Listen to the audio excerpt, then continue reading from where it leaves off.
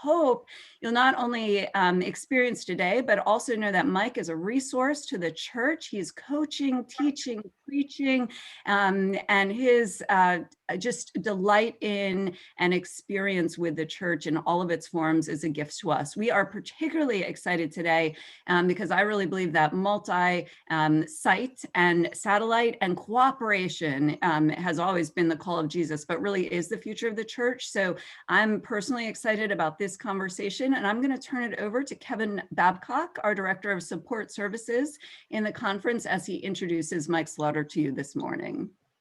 Good morning, everybody. Thank you for joining us. I want to introduce my friend and colleague, Mike Slaughter. As you know, he's from Ginghamsburg. You might have seen him at General Conference or read one of his books or been to one of his presentations that he's done for us at EPA or really around the world. So without further ado, I introduce the Reverend Dr. Michael Slaughter. Mike? Okay, so everyone can hear me? Am I good? I'm going to have to switch over to my program and stuff. But let me tell you that I've been with your conference at least 3 times. And then the Penn, Delaware, is that connected to Bishop Peggy? And I so enjoy your people and I so enjoy that area. And one is that my son went to Penn. He's a double graduate from Penn. So I was around that area a lot. And I know it's a bigger area, but the restaurants in Philly, you know, are incredible. And it just so happened 2 times I was at your conference. I live in Cincinnati. The Cincinnati Reds were playing the Phillies. And I got to go to the Philly game. Well, let me switch over here, how I have to get my program on.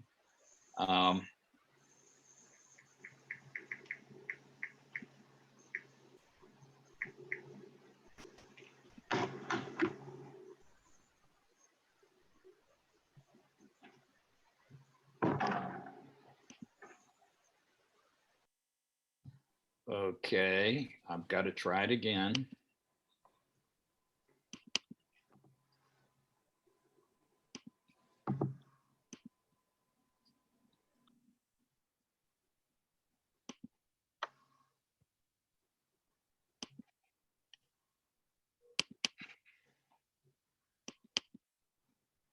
Okay, can you see? Okay. Why multi-site is so important, and you know, where we're going with this is not letting me play it right. I'm going to have to try it again.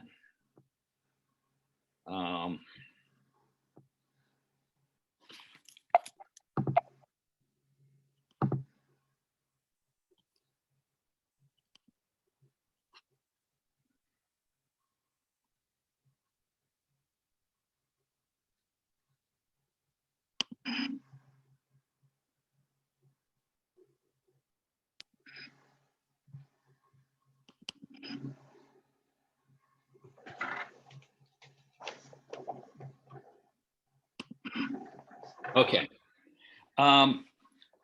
Why multi-site? And we've been in this at Ginghamsburg now for about 20 years. And so we have more people involved outside of, quote, Mother Church, Ginghamsburg Church, than we do at Ginghamsburg Church anymore. And there's been a huge shift in how people relate to church. And we've seen that ever since we founded the United Methodist denomination. It's 51 going on 52 years old. We have lost members every year. We've never really seen any kind of real, we have socially, we've done some powerful things socially. But the advantage of this pandemic, isn't it amazing that there's any advantage to a pandemic? It gives us pause to reimagine the next movement of God. And so when we go back, there's a uniqueness about what came out of the 20th century. In the 20th century, the church basically began to practice what I call a box store model of church. Build it and expect people to come. It created a consumer culture. Before that, both Baptist and Methodist were very lay dependent for leadership. As they spread across the country in the Second Great Awakening, the lay farmer in the Baptist church was the key to the faith communities.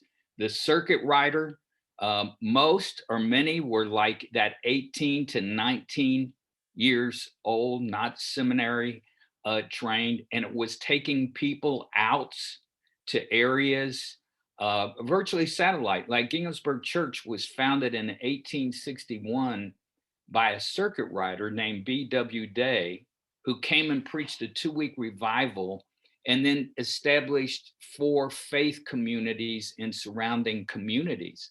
And until the 1920s, Ginghamsburg was a part of a 4-point charge. Now, when you think of revolutions, and I believe we're what Phyllis Tickle said, every 500 years, there's a revolution in the church. We see another kind of revolution right now. It's called the retail revolution. What's happening to the big malls around? I remember the big mall in Philadelphia I used to, north of Philly. I forget the name of it that we used to go to, but I'm sure some stores are struggling in there. I read in this morning's newspaper that a big Macy's store in a shopping center locally here is closing. Everything is 50% off. Well, the retail revolution is called Amazon. Where does it come? I mean, I ordered handkerchiefs the other day. I didn't pay shipping. The handkerchiefs, like 13 handkerchiefs, were like $8 or something like. It's on my doorstep the next day. What's going to happen that so many of us are doing church online right now? You know, who's going to come back? I preach again next month at Ginghamsburg. And when I see that when I left several thousand people and now in 2 services, they have 325, I wonder who's going to come back. So how do we reimagine church right now?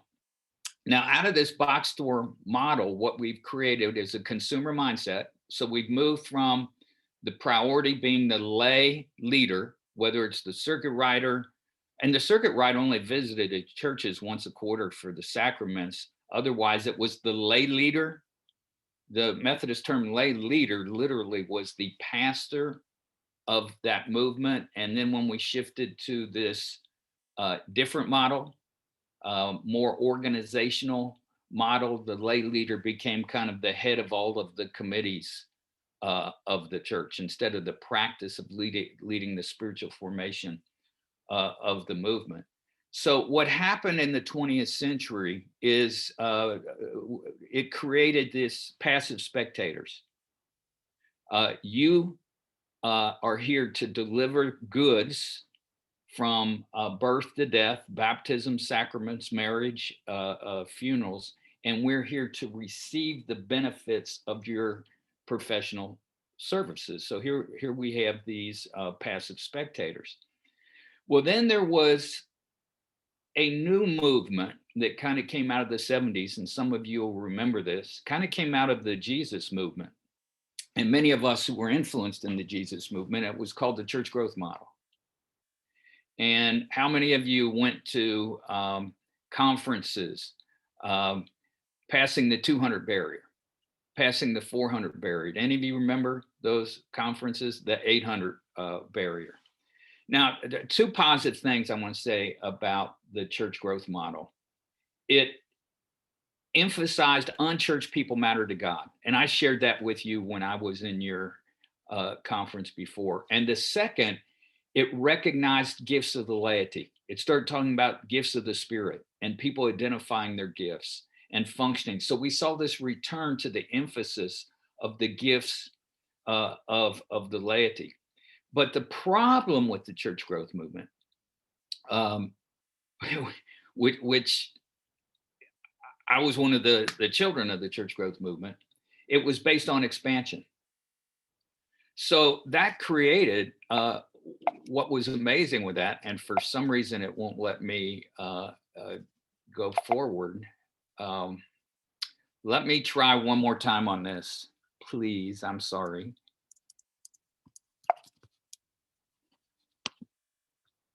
Oh, there I go. Um,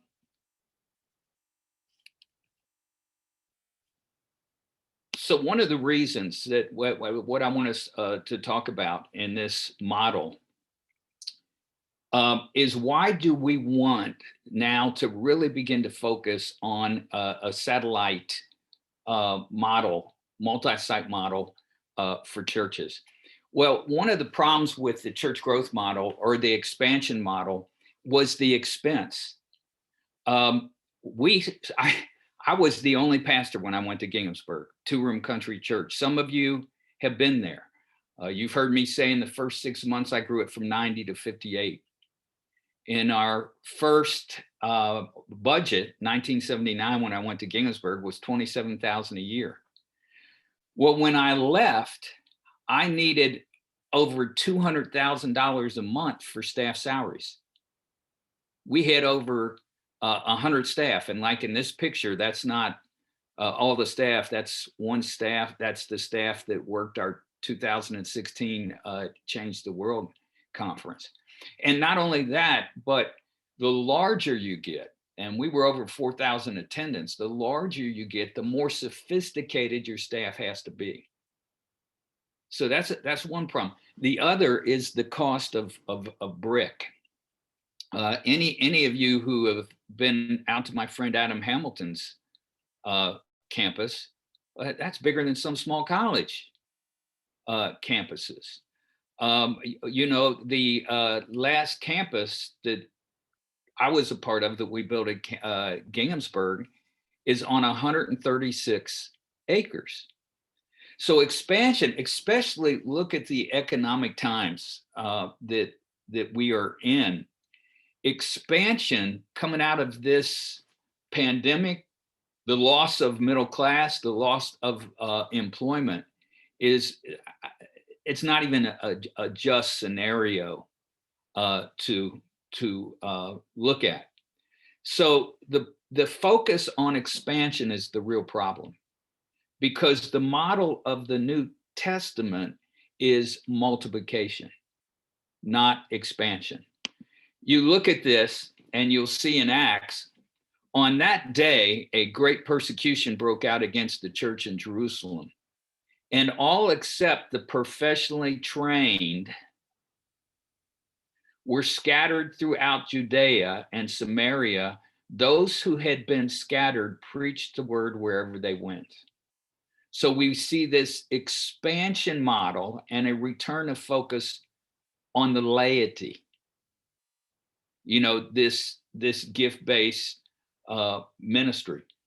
Now, what we'll see is in this shift is the focus. I'm working on a book right now about 7 changes in reimagining, and I'm calling it maybe reimagining a post-denominational church. But one of the great changes is our focus is going to be on calling workers instead of worshipers. Now, remember what Jesus didn't say, pray for God to raise up worshipers. What did he say? He, pray to raise up workers. Pray to raise up laborers for the harvest. So there's where our change is going to be, to raise up the workers. And I've experienced this at Ginghamsburg, where so many of our restarts, and I'm going to show one in a little bit, that was averaging 1,300 attendance before this was over, was by a man that came to Ginghamsburg as a drug addict, alcoholic, discipled for 6 years. And then he's the pastor, he has a 12th grade education. He's the pastor of this church that was averaging 1,300, before this pandemic. Now you see, this was John Wesley's model.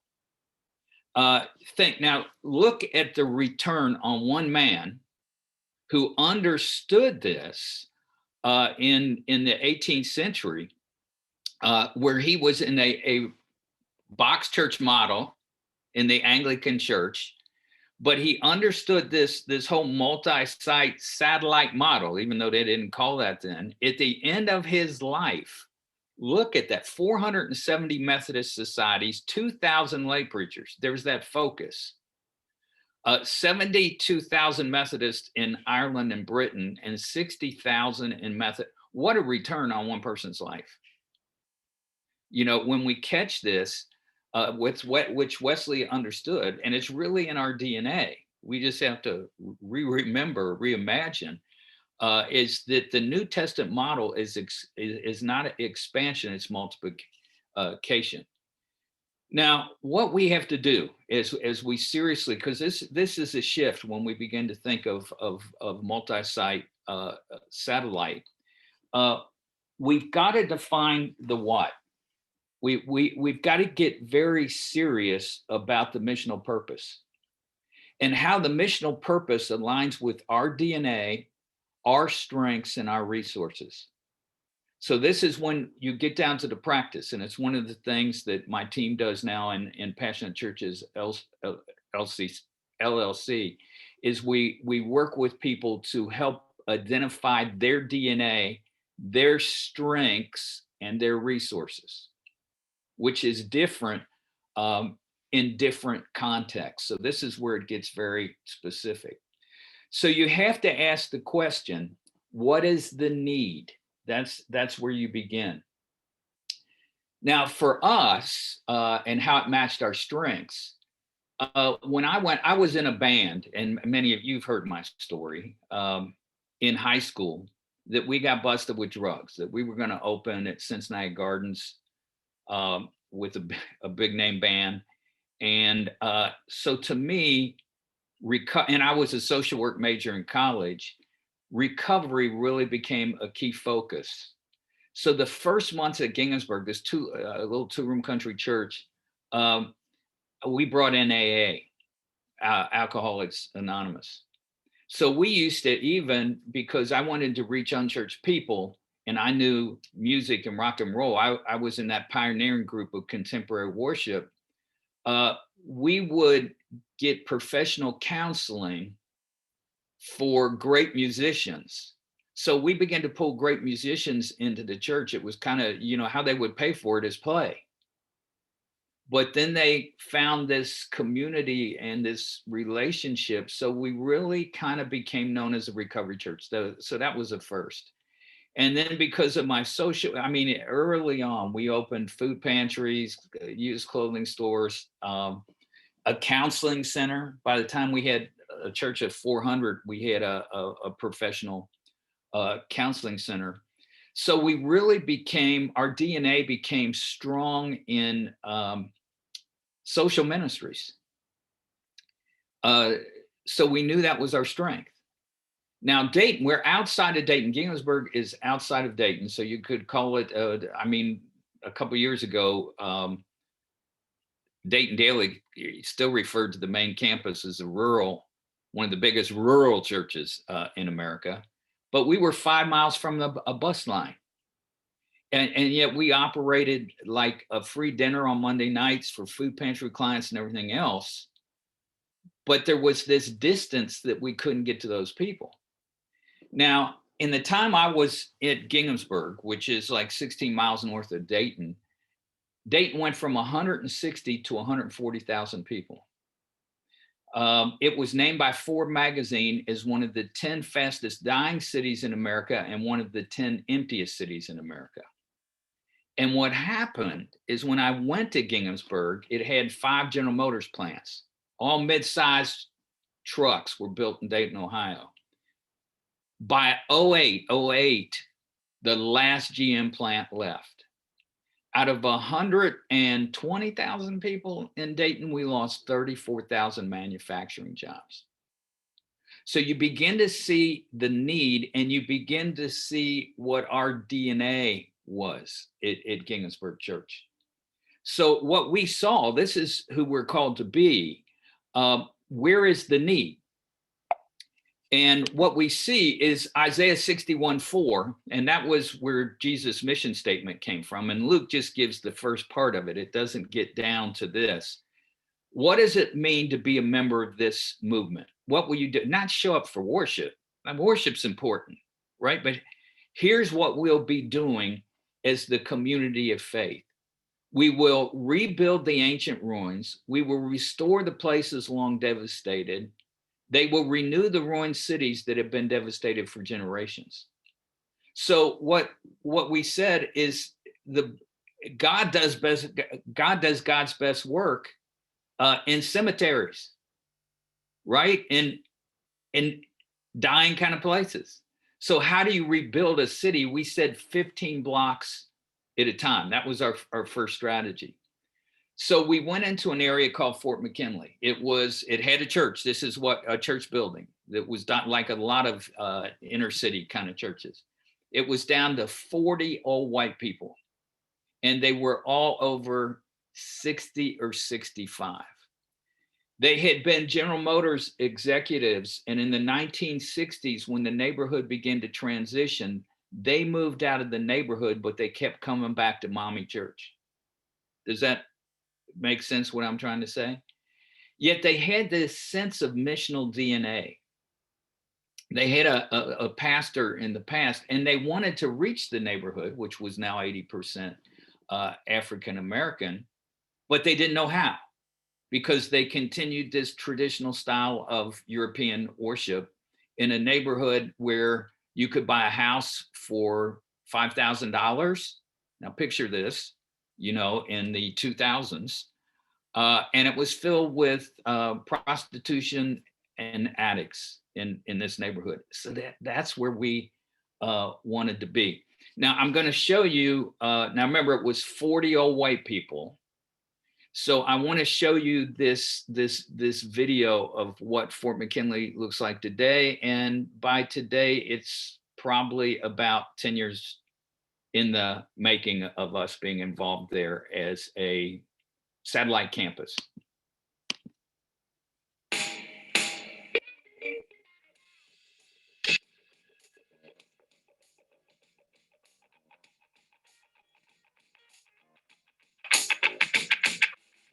My twin sister came here, and she kept telling me to come on. I was like, no.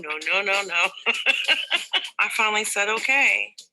And the first day that I came was the first day of me going to church, and I've continued every single week afterwards. From the music, the way the things were led, from the way people were hospitable with us, there wasn't this facade that was there. And so you felt like you could just come as we were, and that felt safe. Everyone is free. Everyone is loving, and I didn't know people could be that way.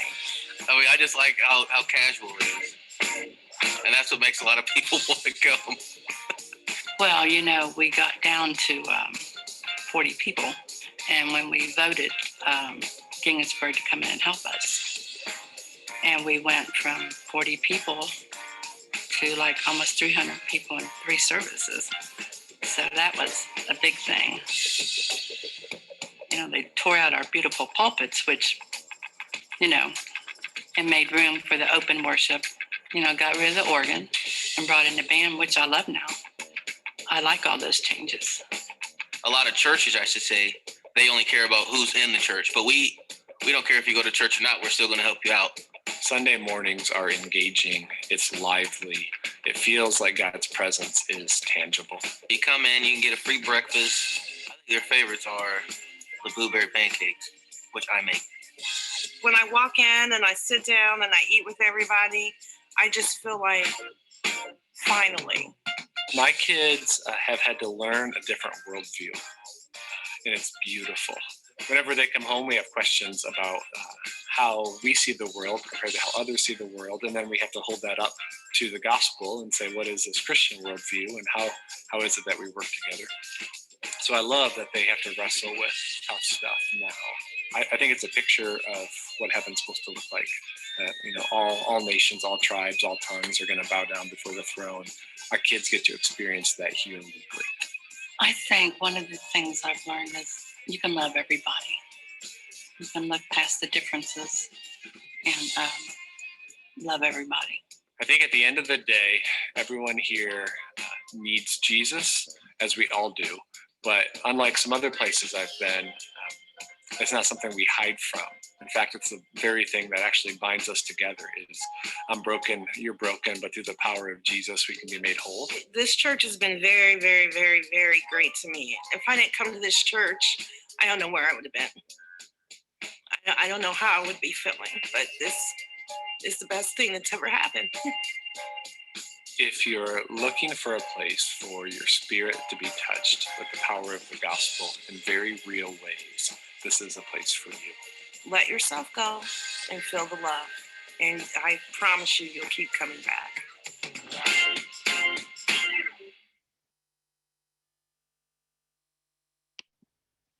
Now, what I think what's so important is we don't want to, I always say it's like when I'm in Europe and I see the church in the middle of these little villages, they're to be the empowering center. So one of the things that we did right away was, now remember, all of these are mostly retired people. Get them out of meetings into meaning. And so we closed down all of the committees and so forth at Fort McKinley out of those 40 old white people. And we put them in Belhaven School as tutors. Every teacher had a tutor. Now, the problem was Dayton, they're the lowest in Ohio in test scores. Belhaven was in the bottom third of elementary schools in the Dayton area. The problem is because of the way we fund education, they had to lay off 19 staff. IBM had donated computers that sat in boxes for 2 years because they had no one to do it. Well, these former GM execs knew how to do it. So we sent them in to tutor. No more meetings for old people to go to. If you're going to serve, you got to be tutors at Belhaven School. And because, hey, they're looking for meaning, they don't work during the day. They can give a half a day, once a week or whatever, which they're doing right now too, because Dayton is not in-house school. It's all computer, and almost 20% of the kids don't have computer access. So in our fellowship room where it said Soul Food Cafe, we have 10 volunteers in the morning and 10 volunteers in the afternoon for kids to be in there, and they work with them all day also so parents can stay employed and don't have to be home and work. So, when we started this tutoring program, in 18 months, these elementary kids went from the bottom third of the Dayton School District to the top third. So we're not just thinking of calling worshipers, we're calling workers. The other thing we did, now notice the age of the people. Throughout the Miami Valley area, we're operating 3 food pantries. And you can't believe how much food is going out of those food pantries right now during this pandemic. Now, here's the other thing we think of is how we resource this is we build partnerships. So we get a semi of government food every single week. You can't believe the partnerships that are out there. The other thing, now notice the teacher. He's not allowed to be in any kind of meetings. There's no trustee meetings or anything like that. We weren't called the meetings, right? So what he's doing is teaching a GED class. So what we do in this neighborhood is GED classes. When they pass their GED exam, general equivalency diploma, they're given a computer in the worship service. And we make a big deal out of it and so forth. And we've made a partnership with Sinclair Community College. If they get their GED, they can go to community college, Sinclair Community College, for 2 years for free. You see, how can we empower, our neighborhoods? Man, I'll tell you where I would be if I was in your conference right now. I'd be in West Philly. Where my son, when he was doing surgery there, said there was a shooting every night. But what we're doing is empowering. We're changing people's pictures. We're equipping people. And I'm just a local church United Methodist pastor. You see, but Jesus said, the things I do, you will do in greater things. We have the Holy Spirit, in us. We've got to begin to claim, what we have. We also do, because like I told you, the Fort McKinley neighborhood, so many addicts, we have a men's recovery home right across from the church a residency recovery home. Now, a lay person, this is again in our church, he receives no money, has started Joshua Recovery Ministries. This is what this is. We now have 6 men's recovery homes and one women's home for hooked on heroin, but they're pregnant, because if you take them off of heroin, they lose the baby. So, and that came out of a layperson himself, who this was the passion. We said, there's no meetings, there's no nomination form. So what is the burning bush God has in you? And he said, I have relatives that suffer from addiction, and I want to get into this ministry. So while he did his day job, he started this job. Now, again, housing in this neighborhood. We're trying to put all this together when we talk about a satellite model for churches and renewing neighborhoods. What do we do with housing? Because $5,000 houses are great hangouts for crack houses. How can we get into an empowering program where people who go through GED and everything else can get affordable housing? So at that time, President Obama was giving out money. Do you remember the recovery program?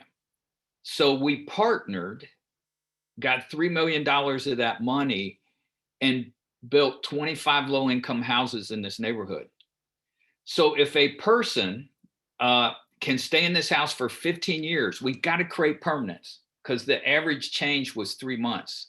All these slumlords, then would evict people, after 3 months. If we could make permanence in this neighborhood, the neighborhood would begin to change. So here's the day we dedicated those houses. Isaiah 61 is the mission statement of Jesus, and he says the people of his movement will be rebuilding, restoring, and renewing that has long been devastated. So Ginghamsburg Church is not about being the biggest church in the area, but churching the area. How can you best change the world? By changing the world a neighborhood at a time. Just in a 4-year period of time, this neighborhood has gone through such a transformation through our campus here, Fort McKinley United Methodist Church. So I want to encourage all of you about how, when we move out in a relatively short period of time, 4 years, we can transform communities and the people's lives in those communities. We're very proud to be a part of the team with the Ginghamsburg Church in this endeavor, because what we found is it really takes a neighborhood cheerleader. It really takes somebody that cares about the neighborhood, somebody that will, get involved with the neighborhood. We can build all the houses we want, but if the residents aren't being provided with the kinds of services that they need, the housing development will fail. Ginghamsburg came in and went door to door and asked the people in the neighborhood what they wanted and what they needed. This is not a top-down development. It's inspired by the needs of the neighborhood. These are very much like the houses we build all over the Miami Valley, from the standpoint that they are built with the latest in technology with regard to the Energy Star quality energy techniques that are used, from the state-of-the-art furnaces and air conditioning or heat pumps and water heaters, to the insulation and all of the testing that we do. New Path and Fort McKinley got to work together to be the supportive services for all the neighbors that are moving in to these 25 houses. That means we get to be able to invite them to our Sunday morning breakfast and Tuesday night dinner and Bible study, but also work with them on financial stability. So we're offering financial freedom classes. They're going to be an integral part of our Jobs for Life program, and Brittany's even put together a heavenly housekeeping class. It's a housekeeping class which teaches our neighbors how to clean their house, how to pass monthly inspections.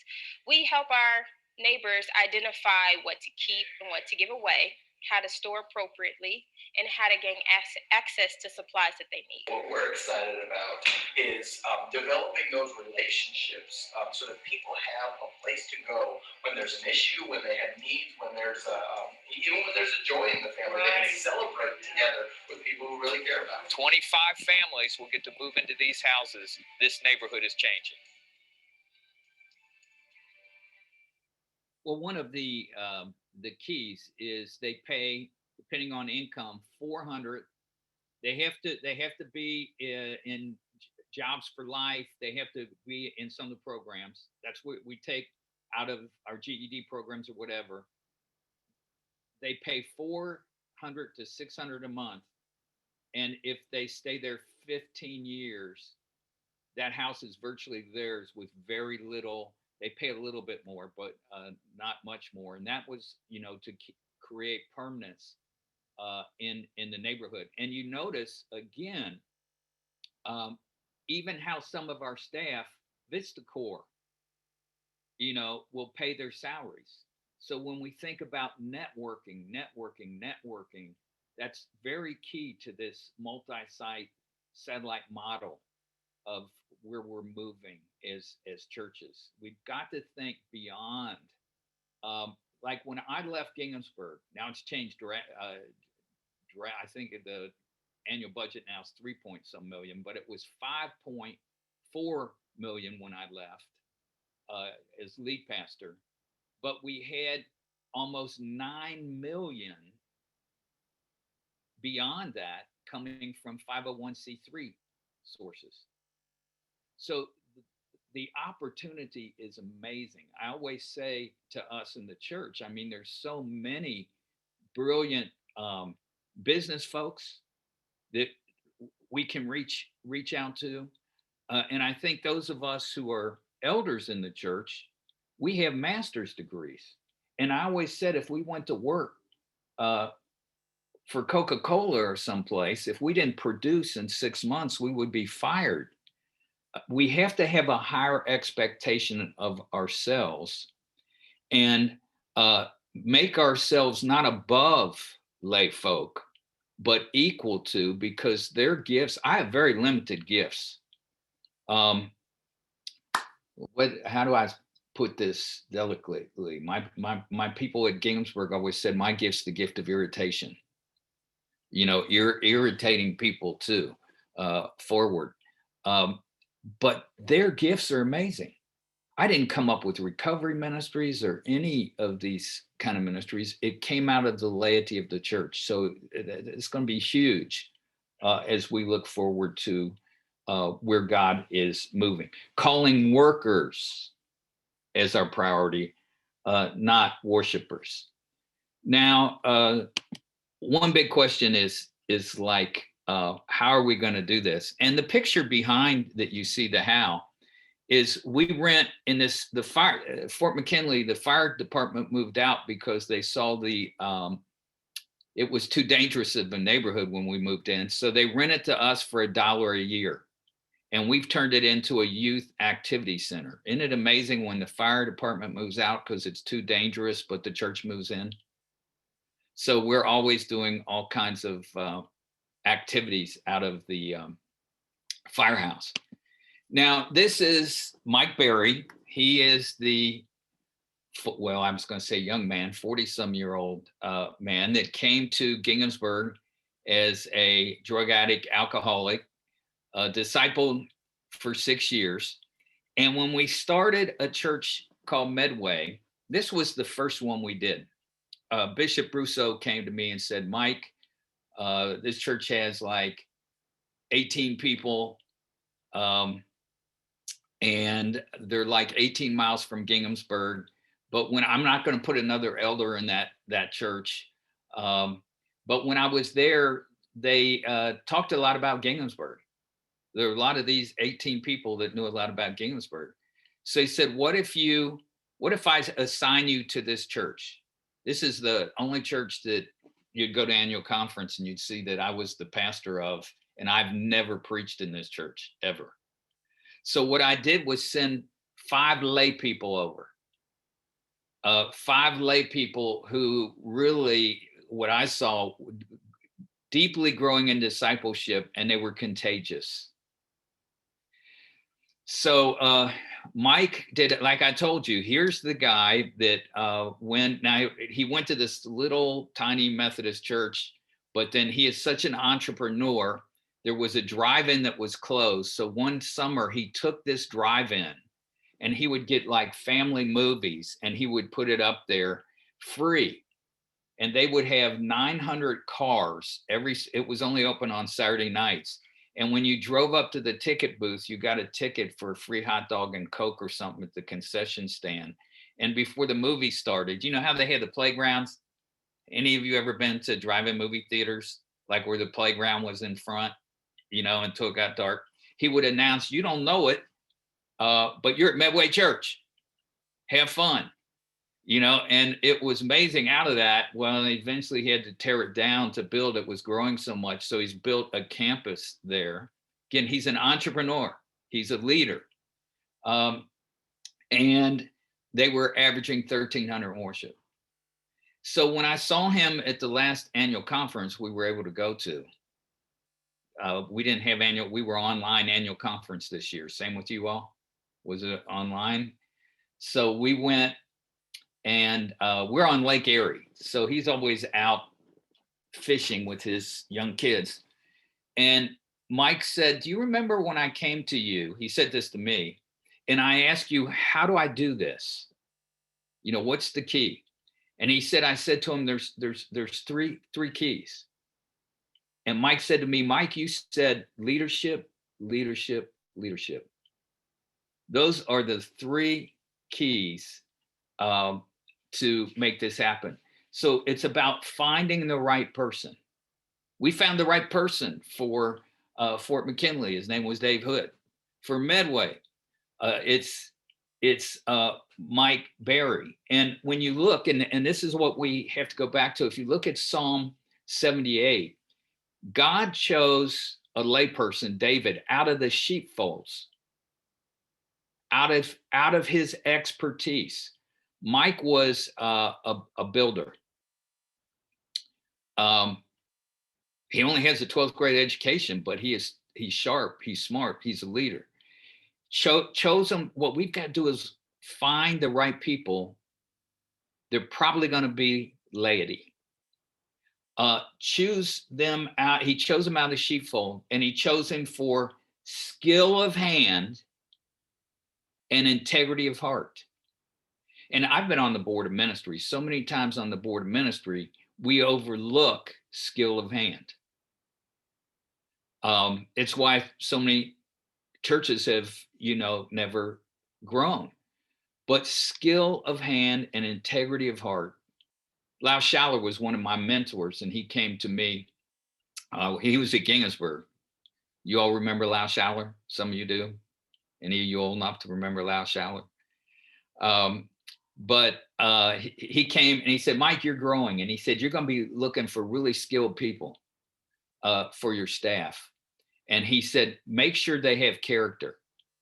But there's one other I would add: courage. Real leaders, have courage, because it takes courage. Every week I was at Gingsburg for over 38 years. And I've been a local church pastor for 45 years. And now I'm in my 49th year of ministry. But every week someone would leave. 2012, do you remember it was the healthcare argument with President Obama? A civil rights hero, Representative Lewis, got spit on going in for the vote. And I got up that Sunday, and I said, it was Palm Sunday. And I said, this is exactly what we do. We yell Hosanna on Sunday and we say crucify him on Friday. I said, healthcare matters to God.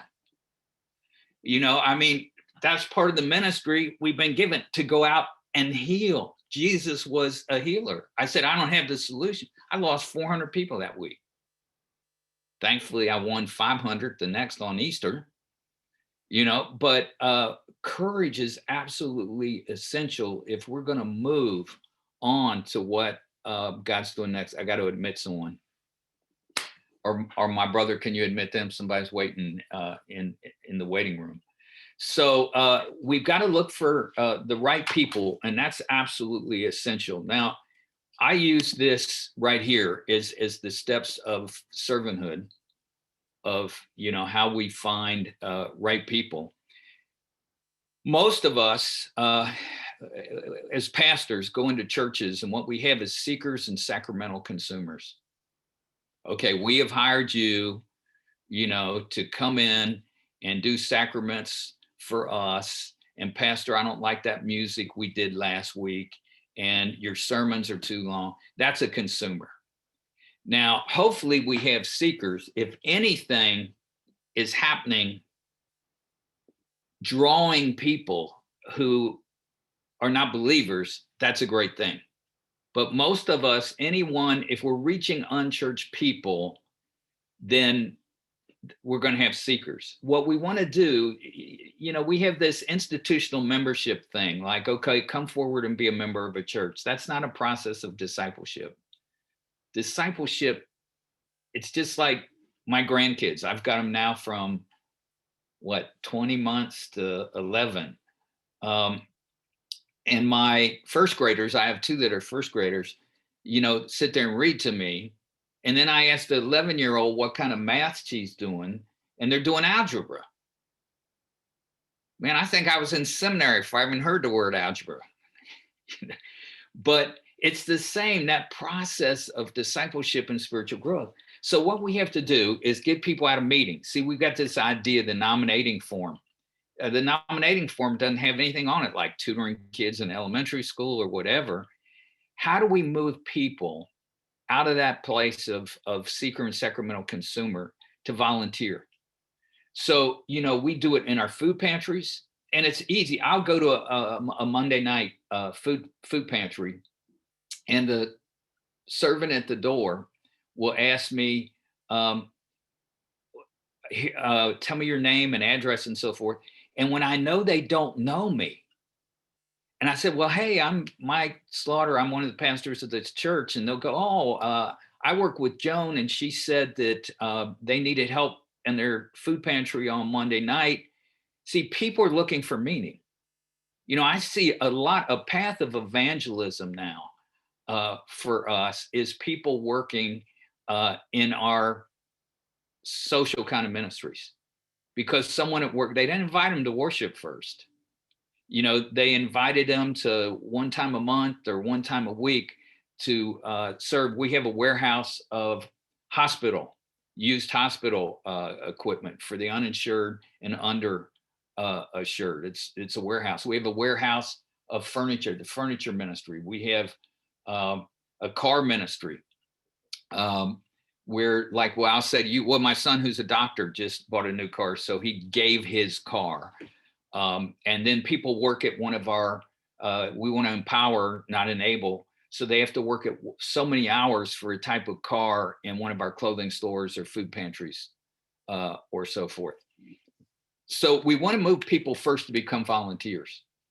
And something begins to happen. See, a volunteer is still in control of their own schedule. Okay, my golf season has started, so I'll be back after the golf season is over. That's a volunteer. As long as, my kid's in soccer, after soccer season, I'll be back.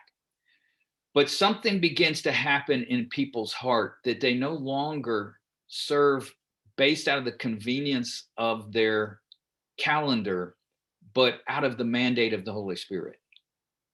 And this is our ultimate goal for most of our people, that they become kingdom servants.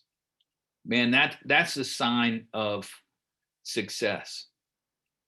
But what we're looking for in this multi-campus, multi-site is, who are the leaders of leaders? Like when I found Mike Berry for Medway in my own church, I was looking around the country for the best seminary graduate.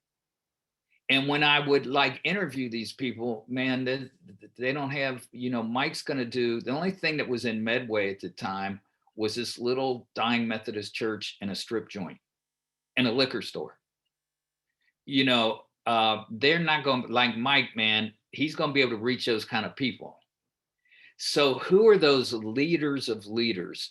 And that's what we have failed to do so many times, and things kind of fizzle because we do it on, we'll throw money into it. We'll put maybe a kingdom servant into it, but we're looking for that leader of leader who will take out of the sheep pen integrity of heart, skill of hand, and then I add courage to that. Now, what we have developed also, and we can make this available to you, or we can even come work with you as a team. We do a feasibility study. And my partner in my LLC, Karen Smith, is an MBA. She worked in the Ross Perot organization, EDS. She worked with Procter and Gamble and so forth. And I grabbed her in 2001 to be executive director of Ginghamsburg Church. She took a big cut in pay. And she's created this feasibility study that we do in any multi-site that we're moving into. And you can get this, just email K Smith. All of our emails are our first initial and last name at ginghamsburg.org. Like I'm M Slaughter at ginghamsburg.org. And you'll see, like, it goes everything. I know this is really hard to read, but on the right, ministry organizational structure, Ginghamsburg, non-traditional UMC, focus on priesthood of all believers, simplified, one leadership board, traditional, Fort McKinley was traditional Methodist organizational. So we go through all of these things before we see this, we're going to invest or not invest. There is a area in Dayton that the conference thought we should do another plant in because it's very similar to Fort McKinley. At risk, fast movement in and out of houses, addiction, and so forth. But when we went and looked at the building they wanted to give us, the University of Dayton separated that community from where this church was. And so we didn't really have access to be in the middle of that community. And someone who needed to be there who would be skilled in doing campus ministry. And we've never shown any success at campus ministry. So we knew, even though they were going to give us this incredible campus, our church building, we knew that was not our DNA. So I think that's extremely critical to go through this kind of study process.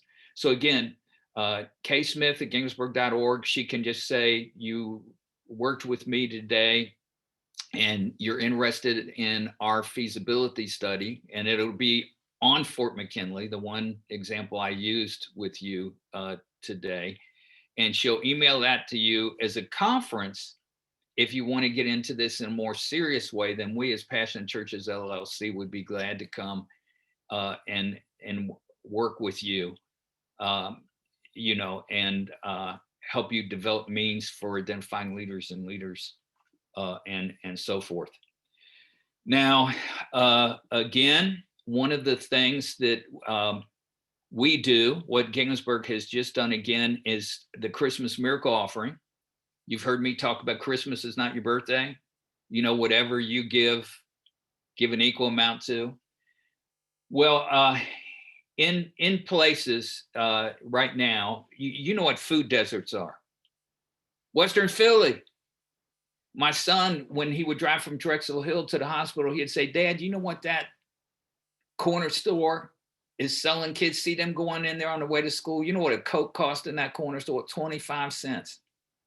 He said, at the hospital, you're going to pay $1.50 out of a machine. He said, what they do, they got them on this unhealthy. So that's a food desert, West Philly. So what Ginghamsburg did this year is Christmas offering was $355,000. and it's invested in a truck with fresh food that goes into neighborhoods. They call it homeful.org. And they got other partners, Premier Health and other organizations in Dayton to help support it.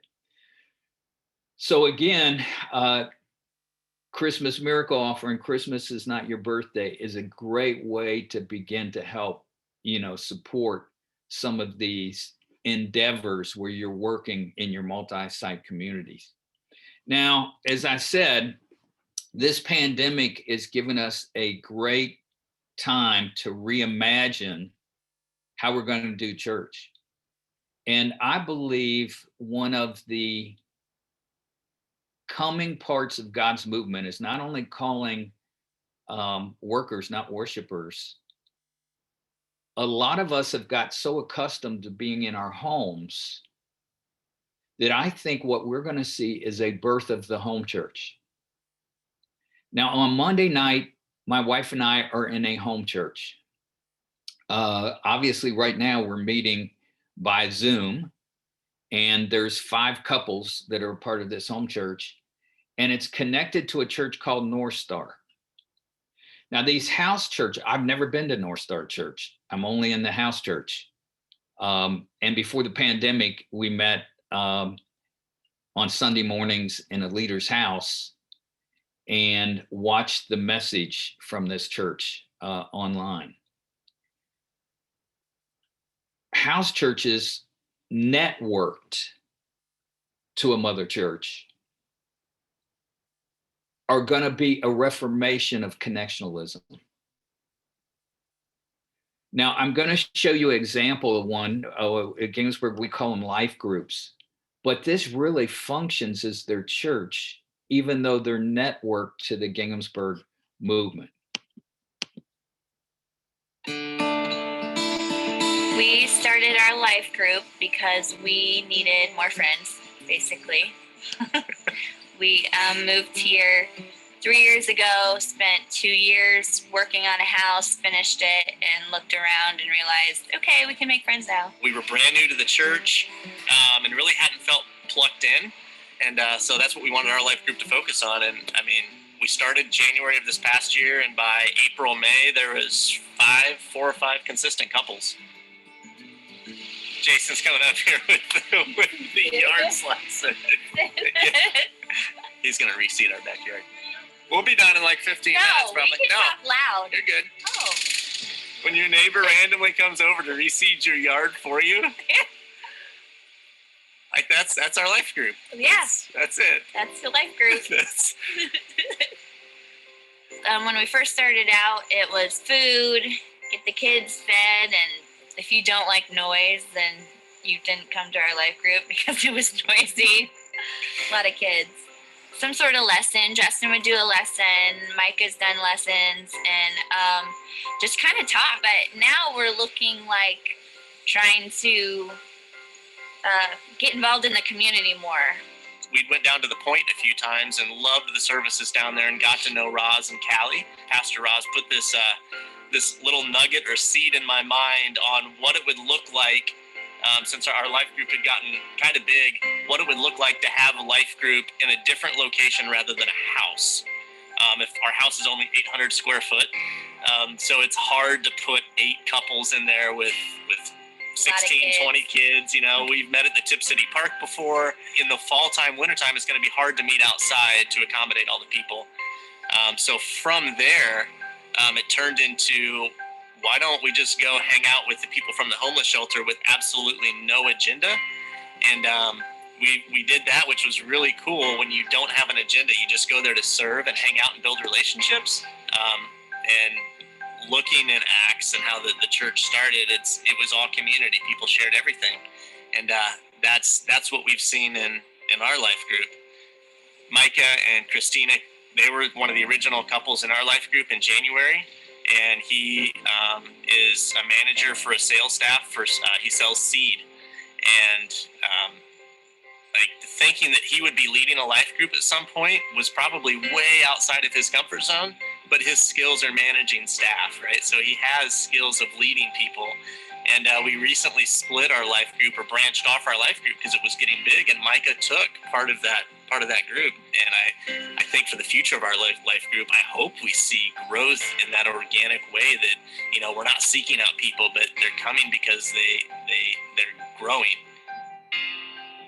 I feel like I've changed completely as a person, and the simple fact of like wanting to build relationships with people, regardless of their skin color, whatever their beliefs are, like truly viewing them as a beautiful creation of God changes you. Do you see how organic that is? It's like, well, let's go just hang out at the homeless shelter. I mean, it's the natural DNA, you know, of the kingdom of God. And did you notice the age of those folks?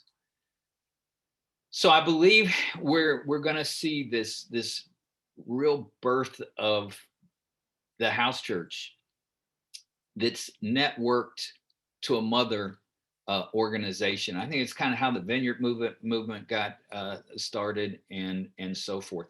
Every movement becomes an institution, and institutions, which you need because they kind of put things and support things together, but they tend to so believe in their, I'll use the word orthodoxy, or culture is a better word, that they resist change.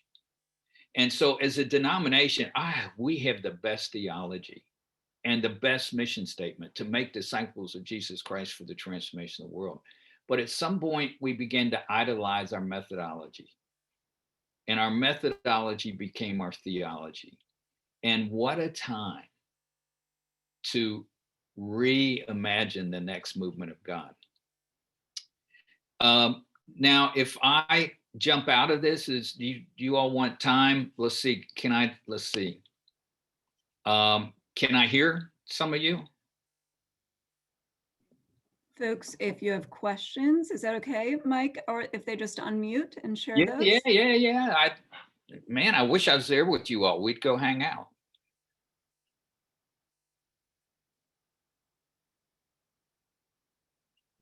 What are you wondering about? Just unmute and share.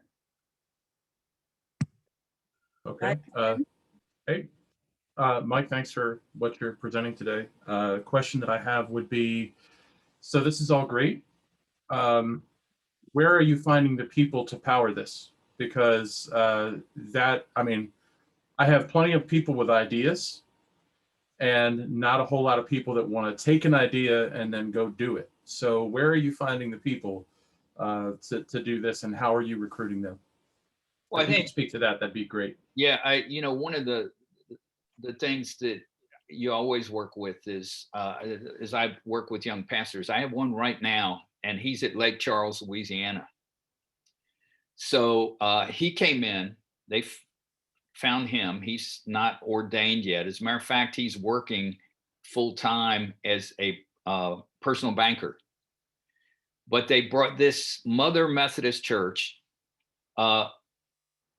identified him to plant a new church to reach a different segment of unchurched people. And like so many times, there's an empty building. Now, his building was not at the most, a lot of times we send people to buildings instead of populations. So, I've always been questioning him about the location of this building. Would he not be better to move into town, into a school space or some other kind of space? So, the hurricanes that came through Lake Charles, Louisiana, this fall. So it blew Mother Church $5 million to Mother Church. It's going to take a year till they can even begin to probably work on it. And his little church got blown up. But he's been averaging 24 to 28 meeting in his backyard. Now, remember, it's Louisiana, so you can't do this in Cincinnati, or you can't do it in Eastern PA this time of year. So he says even there, it's when they meet, it's probably in the 50s, and they have a outside fire going. But he's starting his second house church in March. So this is 24, 28. How's he supporting himself? And I think going forward, we've got to look at bivocational. And as a matter of fact, how Adam and myself and a lot of mega churches kept our salaries down so we could have other critical staff is we were bivocational. We were speaking in other conferences and we were writing books. So, we have to think, I would say that up to half of my income came from that source. And I remember like when my daughter went to Messiah College and we were a mega church, I was making $38,000 a year from the church. Because they raised me to 58 because my daughter went to college. But I think we've got to try to identify those people, a banker, who has that strength, and then his bishop or his conference then pays me monthly to coach him. So I think when we identify those people, then we have to invest in those people. So Karen and I work with him with strategic plan, with resourcing and all of those kind of endeavors. But again, I think it's how you identify, who are you investing your time in? Identify those leaders of leaders who are contagious. Mike Berry kept knocking on my office door because he was one of the unpaid volunteers of the 5 who started Medway. I'm supposed to be the leader of that church. Well, I was looking across the country. So he was knocking my door down, saying, I'm supposed to be. And man, he's done an incredible job.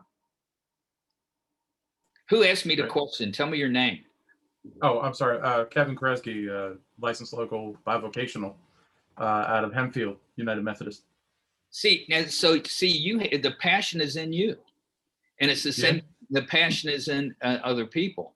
Now, but the key is you can't just find them and identify them because they'll run through hell in a gasoline suit. But then you have to give them the tools. See, I honestly believe you can't make leaders. Leaders are born. You can train skills to leaders, but you can't make leaders. Now, every leader needs managers. Like, I had to have great managers that weren't leaders, but with the vision of a leader, they could manage teams. So, that's just another part of understanding why a Moses, who is a visionary leader, needs an Aaron who's a manager. But a manager without the presence of the leader will build golden calves. All right. I have a follow-up question, if you permit it. Yeah. Would be, do you have a case study of how you have done this, specifically maybe with like Fort McKinley, that defines the process that you went through throughout to build this? I would love to see. I mean, I'm a business guy. I mean, I work in marketing, so like now I'm making the transition toward full-time at the church, but I still work in the marketing piece, but I want to make sure that so I look at this from the application side significantly. And I have a heart for this, as you identified, because the city that I grew up in, I had this small church in my neighborhood, and it's a Methodist church. They got like maybe 10 people left. And I look at this and go, that's my old neighborhood. That's where I grew up. I would love to see us doing this. And so, if there is a practical thing that I can look at that says, this is how I did it. I want that. One thing, and Kevin Babcock, one thing you all might think of, Kevin, you came to base camp and we literally visit all these sites and go through strategy and spend the time at base camp building a 3-year strategic plan. I would encourage you, other conferences have done this, where we do these base camps where you literally go to these places, you go to all of our 501c3s, how we start 501c3s, so forth. I would encourage you all and Don to think about working with us where you send a team of people where we do a base camp this summer. But yeah, this summer we had to cancel last summer, but by the vaccine time and everything, summer or fall should be safe, I think, for an on-site base camp. Kevin Babcock, do you think that'd be a good idea? Yes, I do, Mike. Okay. I think that it would be a very valuable experience to be able to expose people to different models and to actually have that intensive experience. It's a great idea. We can go to Medway, Mike Berry's, church and everything else. And, Karen even does a session on marketing while we're there.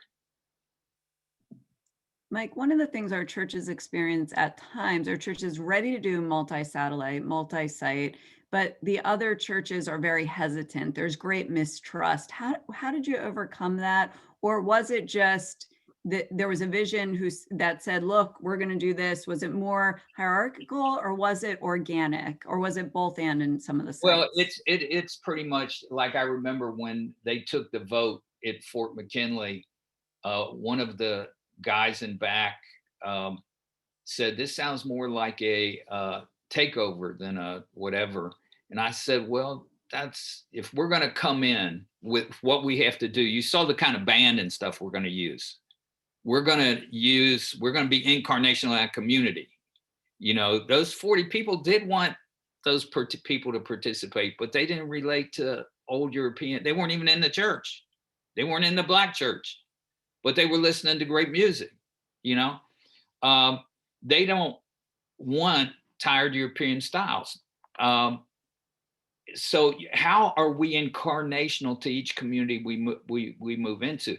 Like Mike Berry at Medway, you'll see a lot of working class. It's a working class, bikers and so forth, but not poor. Fort McKinley is a lot of poor, at-risk neighborhood, kind of thing.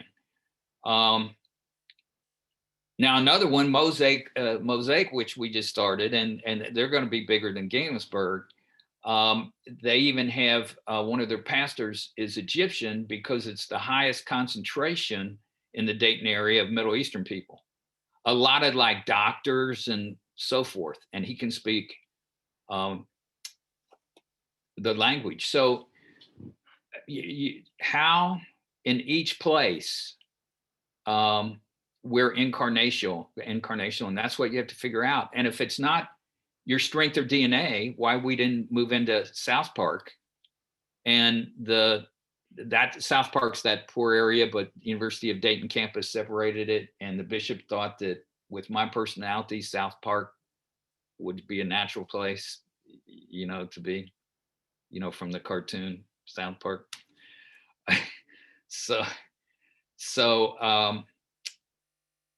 and again, we have a list. This is what, when you take the vote, because you go into this church that they're either gonna, close, or it's gonna become First Church of the Holy Ghost now. It's not gonna really be impactful in the community. We say everything. We're gonna take out the American flag. We spell it out. I mean, here is what we see our DNA of the movement, and they know that before they vote. And I always say, Lord Jesus, get us out of this. And that church, Fort McKinley, they had 40 people, and the one guy said, this sounds like a takeover versus coming together. They voted 40-0 for us to take it. So then you've got other issues. If you've got a building, we had what is it called? What they used to put. You can get cancer from it. What am I thinking of? Asbestos. Asbestos. So then you have to calculate the cost. And our cost at Fort McKinley was about $120,000, but that was about what they had, because we had to redo, like the Sunday school rooms had just been storage. So, we had to, murals and screens and so forth in all those rooms. So it was we used up about what they had in 120,000, to do that. Now, South Park, because we went through all of the studies, that would have been 600,000. We couldn't do that financially either.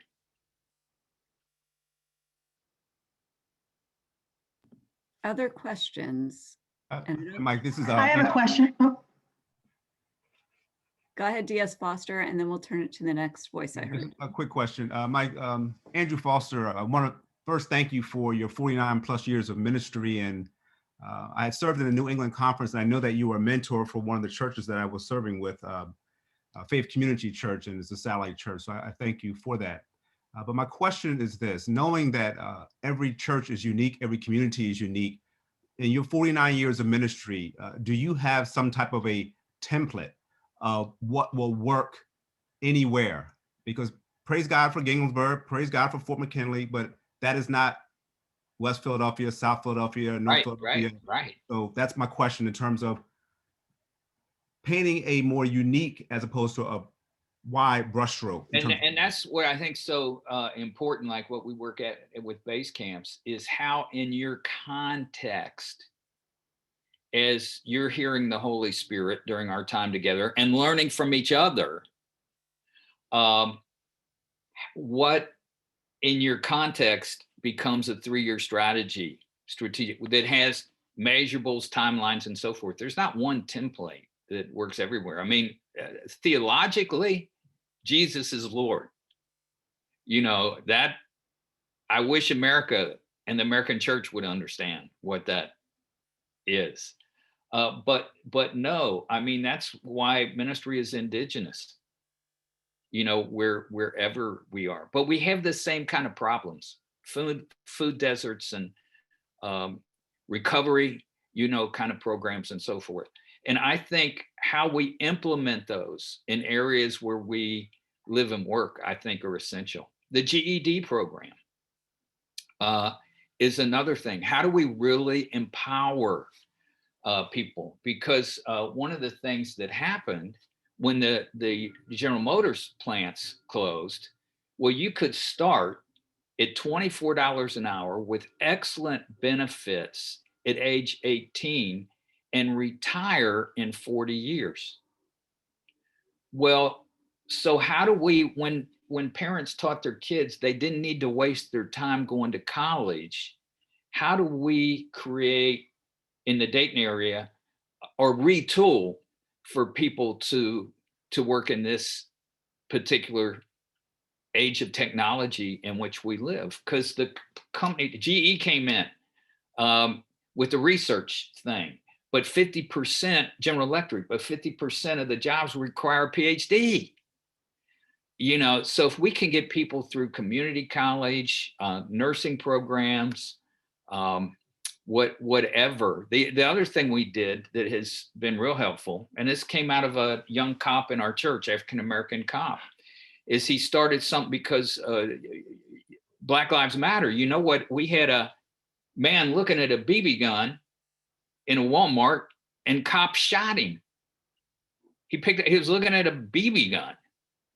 And so what this young African-American cop did, Dayton cop, was he formed Pizza with the Police. And all during the summer, the police and kids in the communities split up and are on the same team, and they play kickball, and then they have pizza together. So, trying to build relationships. So I think there's all kinds of ideas that we share together that can work in a lot of areas where we are. And one of the things that, even though I ended up in a rural area, Dayton grabbed my heart.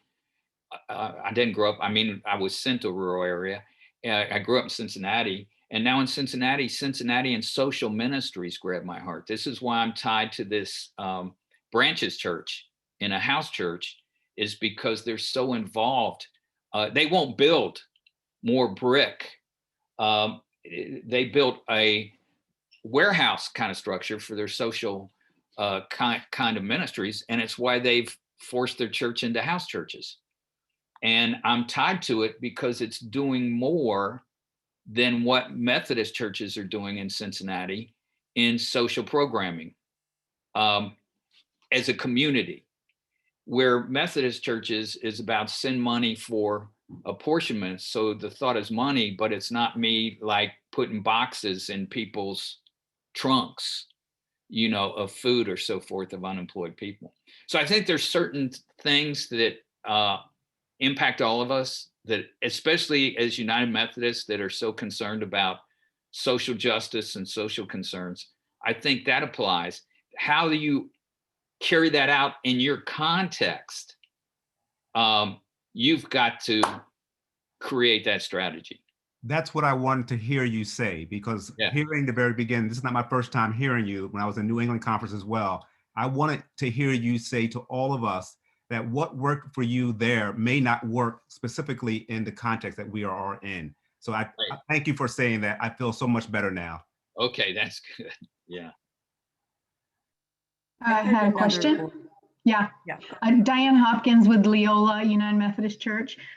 Anything we pursue in life new with groups, language is so important, and the words we use. And when you've got a core that's maybe been around, or it's only 40 people now or whatever, of people that still find goodness and still are satisfied and relevant, how do you make sure the language does not inadvertently diminish or offend or unvalue people? You know, one person might say it's tired European style, when others may say it's inspired and it's comforting and it's awakening my spirit. So how do we make sure the words we use on these growth journeys don't offend what's going well? Well, I think it's both and. One is, remember, I'm talking about wherever we are, it's about reaching unchurched people. So if my style is not reaching beyond, then I'm a consumer. And if that works, and one way it can work is anyone that can do too well. A young woman, Claire, she has a church down in Mississippi. She does both. One, she has a really great organist. She does traditional worship well, and she does contemporary worship well. If you can do that, well, and it's her contemporary that's reaching the most unchurched kind of people. But Adam Hamilton's another great example.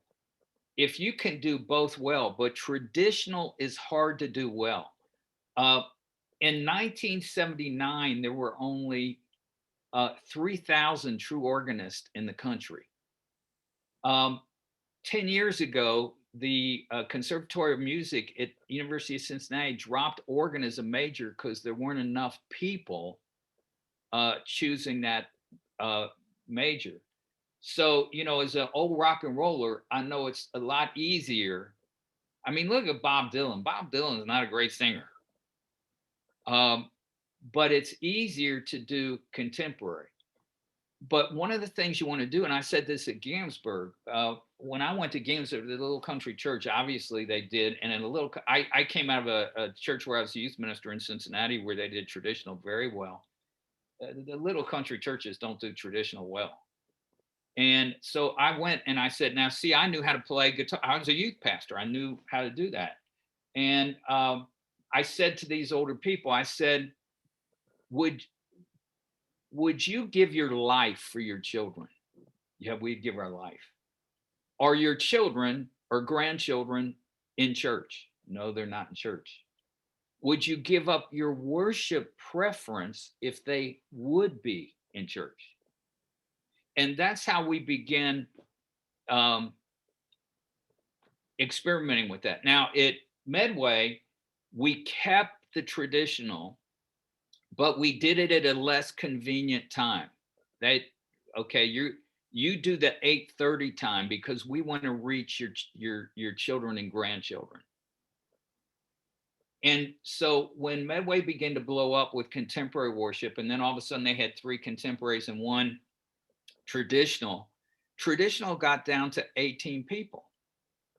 And we said to these people, why aren't you, we want to keep this up for you. Why are you coming now to contemporary? Well, we want to be with our grandchildren. So their grandchildren or children started coming to contemporary. So then when we had to go to 4 services at Medway, we dropped the traditional. But if traditional works with reaching unchurched people, then I would do it. But it's, again, it may be a sign that we're dealing with that consumer mindset. I think it's about relevancy, and we all have things that are relevant differently to us at different stages in our life. So yeah, but I think you're right. Doing them both well at the same time is the excitement and the challenge. Yeah, and see, I never mastered doing the traditional well, because by the time we were growing, see, when I went to Ginghamsburg, they had a junior in high school playing one of those funeral home organs, you know, plug in the wall. And it was terrible. And that's why I started, I said I discovered it by accident playing my guitar, because I could do Blessed Assurance and other things on my guitar out of the hymnal better than this slow, struggling. She knew how to play piano, but she didn't know how to play the organ. So, you know, every context is different, but we still always have to focus on those outside and how do we reach those outside. Thank you. I have a question and a comment as well. I'm Evelyn Kent Clark, and Mike, we kept missing each other the last time you came to annual conference in EPA. We were the church. I think your son lived right behind us, and yes, I think you actually came to the church. I missed you. I went to find you, and we never really hooked up, but it's good to see you today. They always took the kids' pictures in front of the red door at your church. Yes, yeah. Right? That was it. First, when they, and I was so glad they lived in that working class neighborhood, because, you know, now he's this big surgeon. He operates on Bengals and different people. And I wanted that, you know, but very committed Christian. And he supports, Carolyn and I give our book money to first generation college students. And, Awesome. and he supports the scholarship foundation Awesome. that we're doing. And he also supports a church in Philly called Epic's Church. Do you know, is that Epic Church? Because he was there when they started that, and he participated in that church. Now he's in a United Methodist church where I used to be a youth pastor. It's in Roxborough area. Roxborough. Now, the church that was behind his house was Korean when he first moved there. Exactly. And then you came. Exactly. Yeah. We actually moved from Upper Darby and we moved into that building. Are you still there? I'm not. I'm a district superintendent for the South District now. Okay. How's that church doing? It's still doing pretty well, but you know, the appointment came right at the time of the pandemic. So there's a lot going on because of the pandemic. And that kind of leads me into my question, because there's a lot of churches. Well, I want to say I have a lot of churches that are interested in this cooperative parish model. So this is absolutely superb, the information you're giving, and we'll be following up. But also, there's a question about doing these various changes in a pandemic. So there's the side that says we've got to do something. The pandemic may be a positive time, a time to open doors and do this. But then there's also the other side that says in a pandemic, things are so different. So how do we do that? How do we start some of these things? Do we try to wait since we're at the tail end of the pandemic, or? Yeah, or early stage. Yeah, I agree. To try an effort in the middle of the pandemic, apart from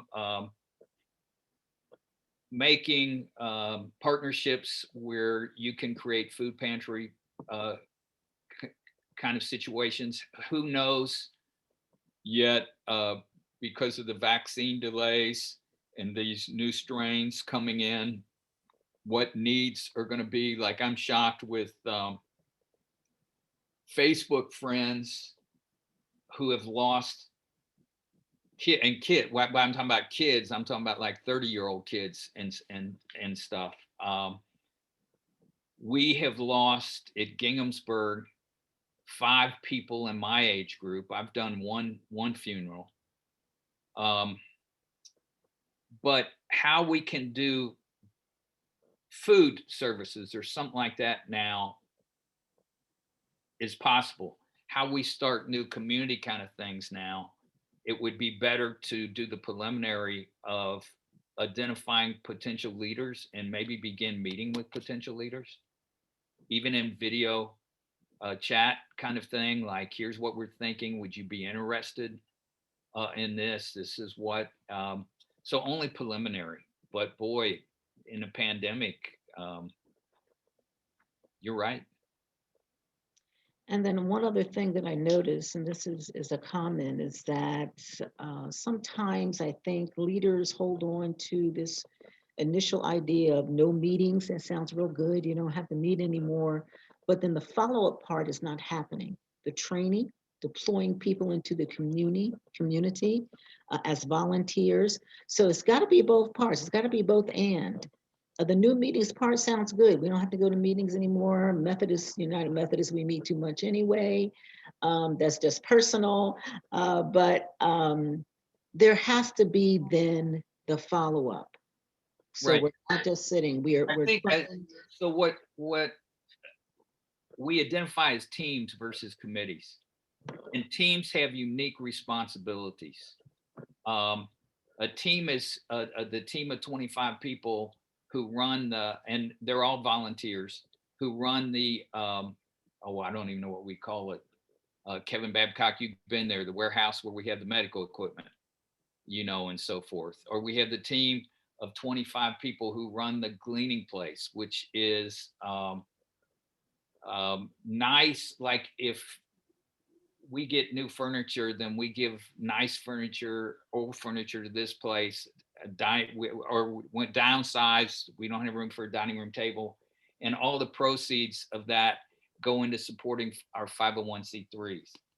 Or the regular furniture barn, where they get their apartment furnished or anything for free.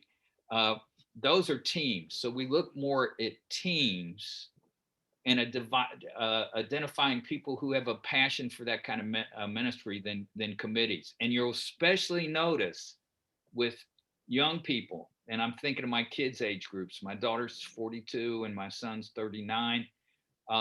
They're looking, once a week, I'll give my time to do this, but I'm not going to sit in a meeting in church, because people are looking for mission, not meetings. So we have to find, now we operate with our 501c3s, each has a board. That's absolutely, you have to have boards. And your local church is technically a nonprofit. So Ginghamsburg has a board of 12 people, 4 trustees, 4 HR, and 4 finance.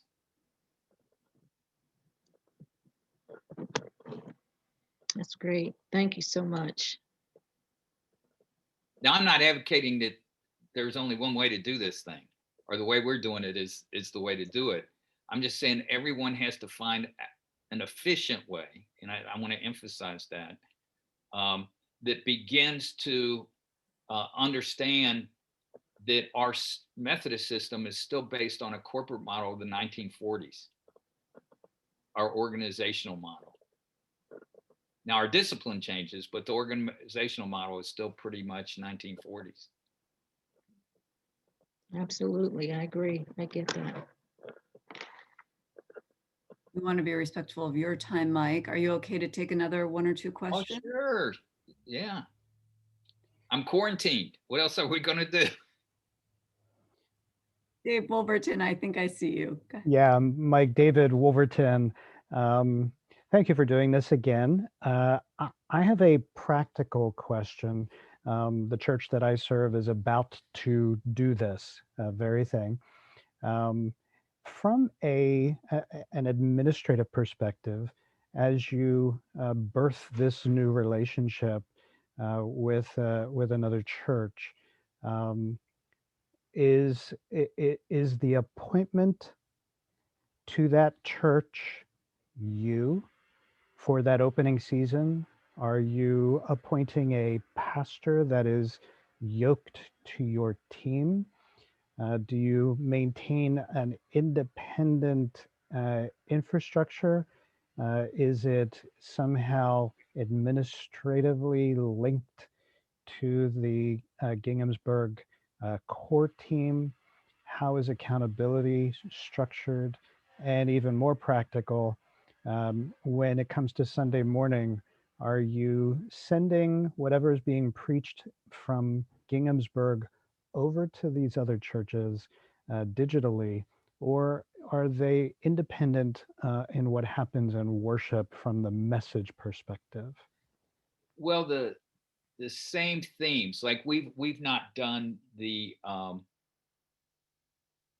same message by video because the neighborhoods are so different. Fort McKinley would not understand if I said I just went to Oslo for a connectional table meeting.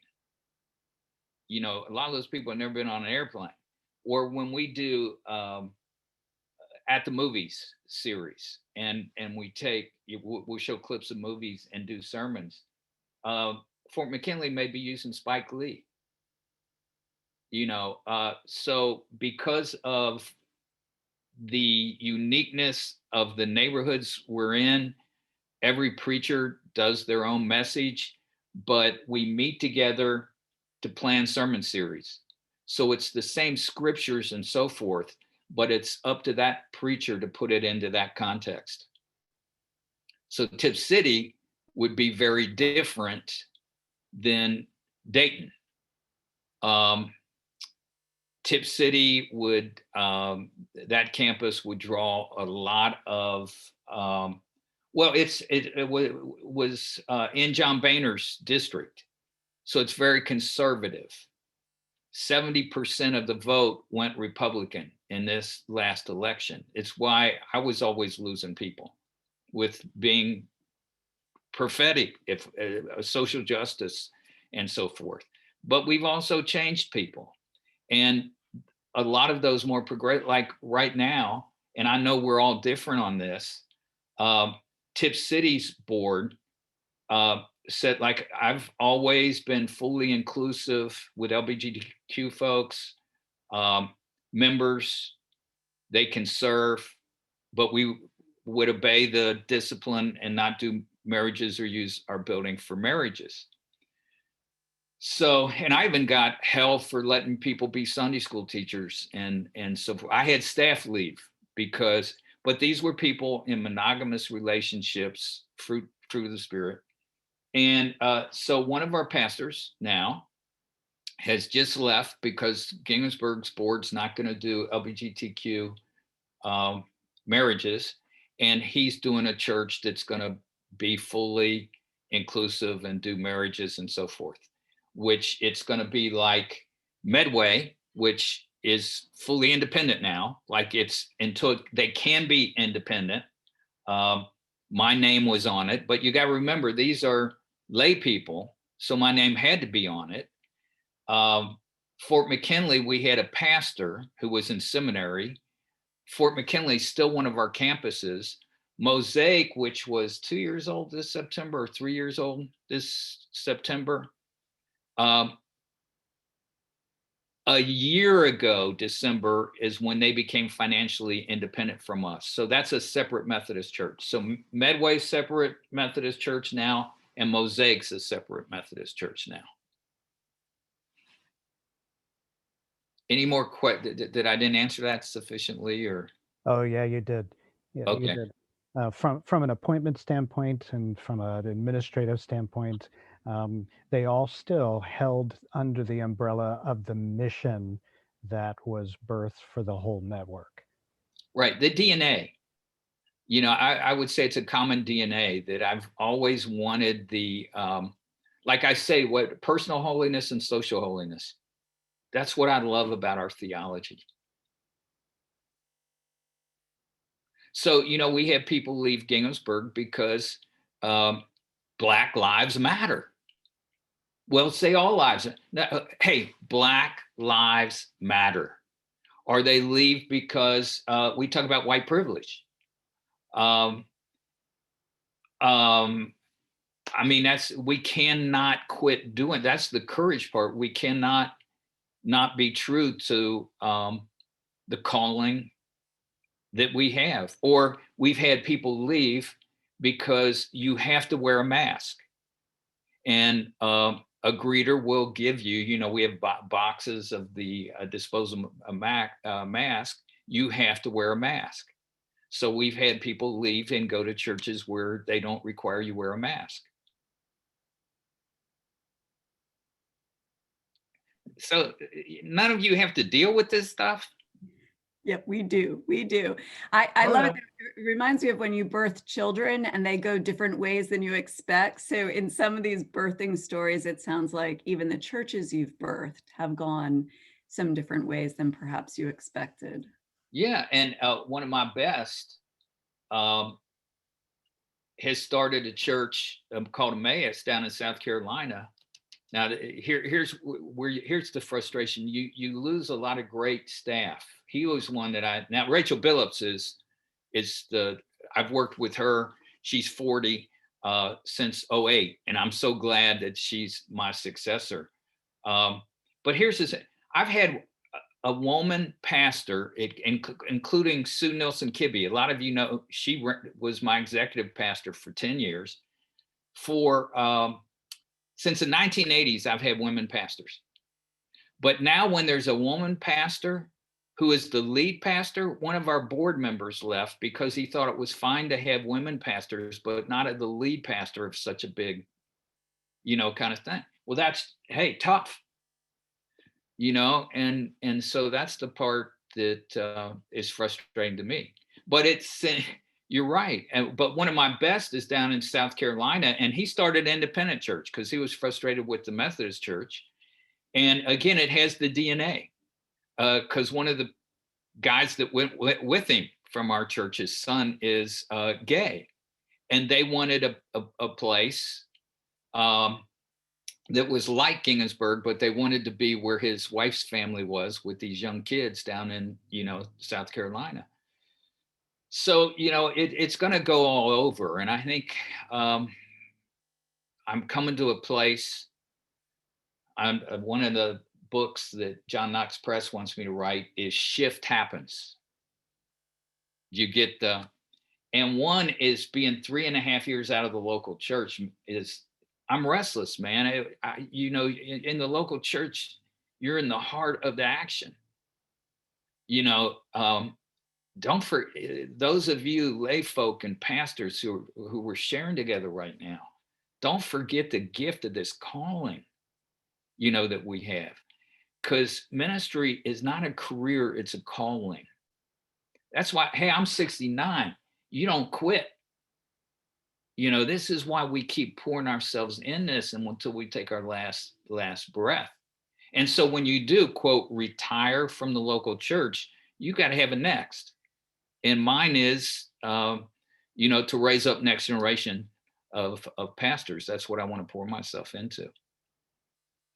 I'm sorry. Now you're becoming my confessor counselors.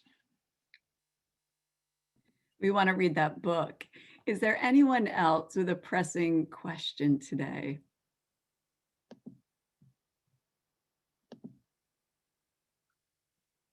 Well, I want to thank you all just for the privilege to get to share with great people from Eastern Pennsylvania.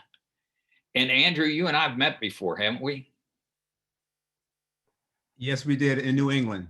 Okay, I remember you before you were a DS. Actually, I was a DS in New England. Oh, you were when we met? Yes. Okay, I hope you're a DS that doesn't have a lot of BS. Most definitely not. That's why I call it what I see. Okay. So, Don, you want to close us in prayer? It would be my joy. I want to thank you. It's been such a gift. We can't wait to take you out for a good Philly cheesesteak when you're back in EPA. Okay, Don, you like Pat's or Geno's? Yeah, well, Gino's, but we can discuss that later. But also, we do hope if it's safe to bring a team out. I know I would love to do that. I'd love to work with Kevin and lead a team to come out and experience some of this. So we'll be in touch about that. We would love, and Kevin will be in touch about getting the feasibility study to get that out to folks as we explore this. We also want to note there's churches of all sizes on today, and we really believe that cooperation and multi-site is the future. So we hope you're thinking about this, opening yourself up to this. This is Christ-like work, right? So it's sacrificing some of ourselves and our desires for the mission of Christ. So I'm excited to see folks from all over Eastern PA on today with us. And if you want to go further in this, please talk with your DS. You can talk with my office and Kevin. We are here to work with you. We are in this boat together, and we look forward to that. So let's pray. God, we thank you that you are always moving beyond us. You are creative. You are the one who brings forth life.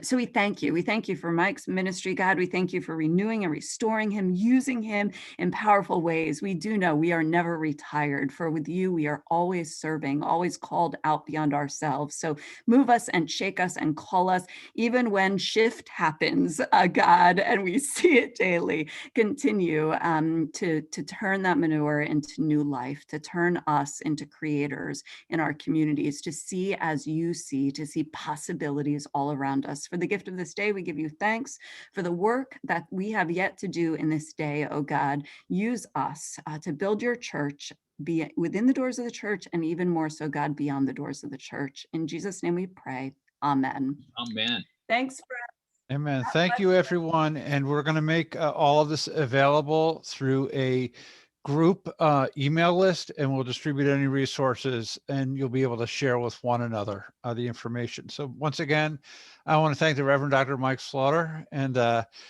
it was great being with you, and we will talk to you soon. God bless, Mike. Thank you very much. God bless you. All right. Bye-bye, everybody, and God bless.